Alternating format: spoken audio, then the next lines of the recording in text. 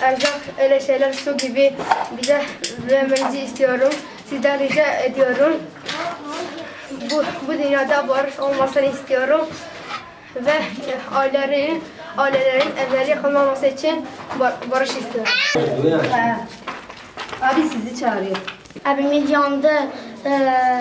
Dışarıda yatıyoruz, işiyoruz, okula gidemiyoruz. Okulu seviyoruz ama okula gidemiyoruz. Siz de bize yardım edin.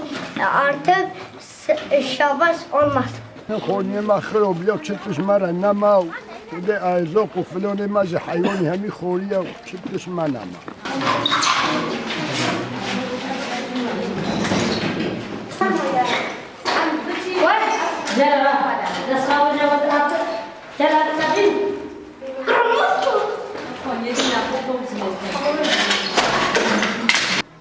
Abi bugün ben askerden yeni geldim. Abi ben geldim baktım ki mahallemizin hepsini yıkmışlar. Evimiz yanmış gördüğünüz gibi. Ardahan'da askerdim abi. Bugün geldim baktım ki evimiz kalmamış, dışarıda kalmışız. Yetkililerden bir an önce yardım istiyoruz abi.